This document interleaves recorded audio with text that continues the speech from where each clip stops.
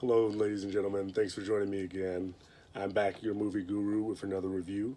This time I'm going to be reviewing Maleficent, Mistress of Evil.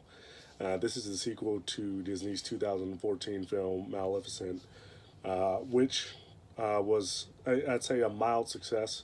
It did well in the box office, and I don't want to say like it just developed a cult following, but I know a lot of people that were excited to see the sequel. I got a 53% critic score and then a 70% audience score. So suffice to say that it was pretty generally well received. I know when I went to see it, I definitely enjoyed it. It was a kind of a retelling of the Beauty tale from the point of view of the evil queen, and then the twist being, was she really evil? So from that, it was a classic kind of retelling of a classic Disney story. And I thought they did a pretty good job. There were things that, could have been better, but Angelina Jolie did a great job. And then the visual effects were great. So, like I said, I enjoyed the first one. I know a lot of people who enjoyed the first one, as well as a lot of people who were excited to see this one. This one got a 43% score so far on Rotten Tomatoes by the critics, and then a whopping 96% audience score. Now, once again, I do believe this is one of those films that is kind of self-selecting. Those who really enjoy Disney films, there's kind of this, whole group of them. They fit this niche, just like you have, big Star Wars fans or big Marvel movie fans or big comic fans, and so it's this whole group of people that any type these type of movies they're going to go and see, and Disney definitely has a big following. So not to say that that the total 96% score of audience people that went to see it enjoyed it is completely false. But I do think that you had a lot of self-selection here. That said, I enjoyed the film. I thought it was well done. Once again, Angelina Jolie does a great job. Elle Fanning does a serviceable job. And then I really liked seeing Michelle Pfeiffer again. She doesn't, astound in her role or in her performance, but it definitely fills the job adequately. And once again, is the case with the first film, Angelina Jolie is the shining light to these movies.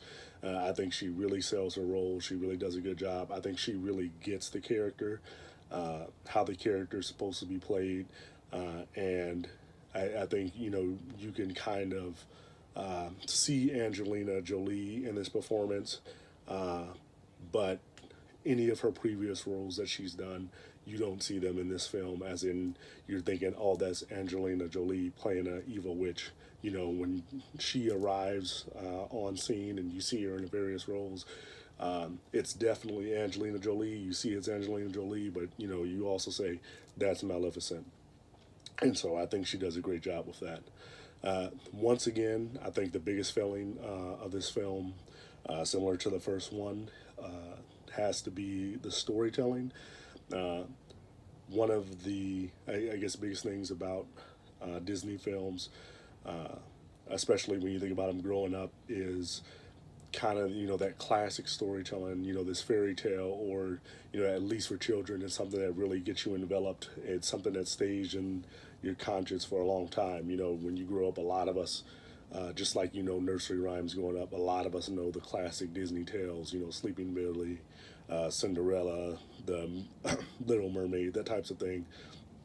A lot, of our childhood is rooted in Disney stories and characters, and we can really recall that. And then when you look at, I know Pixar is a little different from Disney, but they're owned by Disney now. And when you look at the great storytelling they do, it really uplifts the film, and it really grabs you and pulls you into the world that they're trying to create. And then, even more than that, it really gives you a lot to think about after the film is over. It sticks with you. So I said, I thought the story here, was okay. It's not really something that we haven't seen before. I thought it was kind of generic, a little bit bland. But once again, it's Angelina Jolie's performance that lifts this film.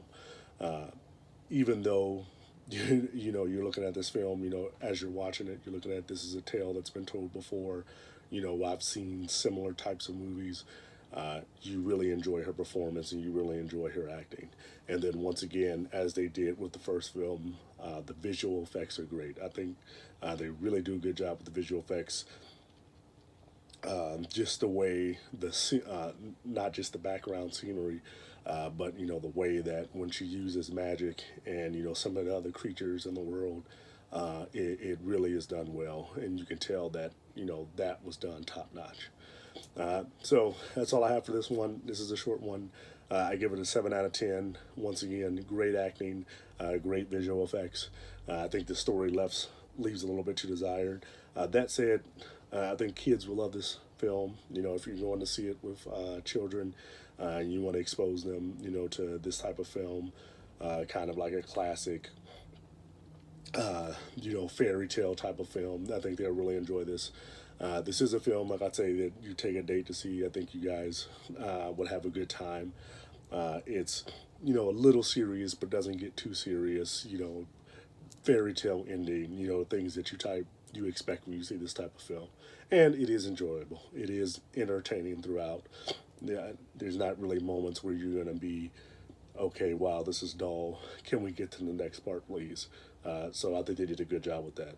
Once again, 7 out of 10.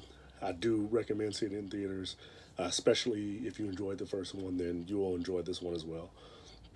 Not so much that it adds a lot to the film, to the first film, but it's still worth seeing. You will enjoy it. Thanks once again for watching. Hit the like button, hit the subscribe button. Let me know what you think. Write me a comment. I really enjoy hearing from you guys. Thanks once again for the support. I hope you guys had a good weekend. I had a good weekend. See you next time, guys. Thank you.